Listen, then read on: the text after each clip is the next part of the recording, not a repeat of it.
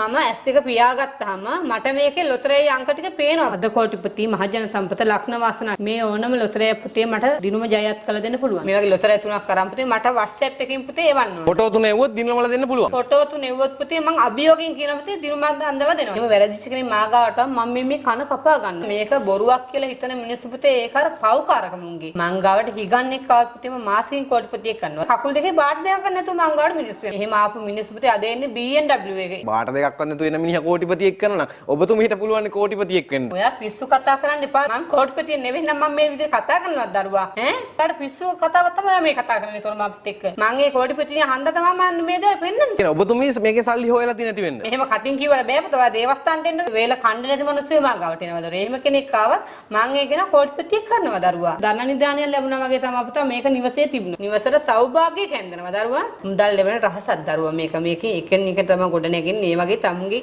බලපෑම් කොයි දේ යවත් පුතේ මේක අල්ලගෙන දරාගෙන පුතේ තමුන්ට හැම පැත්තෙම විශ්ව මාතාවගේ පිහිට ලැබෙනවා පුතා මේකෙන්. පර්ස් එකේ මුදල් නැත්තම් පුතා මුදල් ලැබෙනවා කොහෙන් හරි. තමුන් කවදාවත් පුතේ දුප්පතේ හිගන්නෙක් වෙන්නේ නැහැ පුතේ සල්ලිකාරයෙක් වෙනවාම තමයි දරුවා. බත් වතුර බීලා ජීවත් වෙන මිනිස්සු ඉන්නවා දරුවා. මොකද ඒ තරම් මේ රටේ ප්‍රශ්නත් එක්ක පුතේ එදා වෙලා කාණ්ඩ නැති මිනිස්සු. පොතුහැ ටවුමට ඇවිත් මට කෝල් කරනවා මෑණියෝ මට එන්න වාහනික සල්ලි නැහැ. මං කියන පුතේ එන්න කියලා මම ටීවී එකේ ගෙනගෙන පුතේ මං ටීවී එකට මුදල් දීලා යවන කියන කතාවකම ඇත්තටම රැයට මට බත් කටක් කන්න බෑ පුතේ. මොකද මගේ ඇස් වලට කවුරු මොකද මටත් දරු මල්ලෝ ඉන්නවා පුතේ. මමත් කාන්තාවක්. මතක් වෙන පුතේ මට ඇස් වලට කඳු වෙනවා දරුවෝ. ඇත්තම කතාව කිව්වොත් මහජන සම්පත.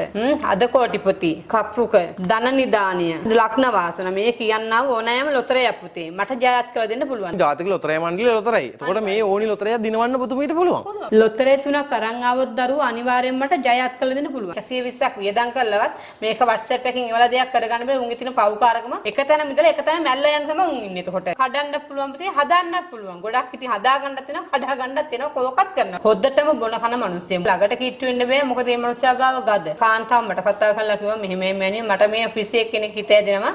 ඒක නා වශී කළ දෙන්න. පුතේ මම දවස් 3 යද්දී වශී බඳිනේ කළා. දවස් 3යි. දවස් 3යි යන්නේ. ඒතර විදේශගත දරුවෝ ඉන්නවා පුතේ. විදේශගත විදේශගත වෙලා ඉන්නාම පුතේ කෙනෙක් සම්බන්ධ වුණාම කියන මෑණිය මට මෙහෙමයි මේ කෙනත් එක්ක අහවල් කාල සීමාව සම්බන්ධය තියාගන්න ඕනේ. මොකද ලංකාවට එනහම විතරයි මේ සම්බන්ධය තියෙන්නේ.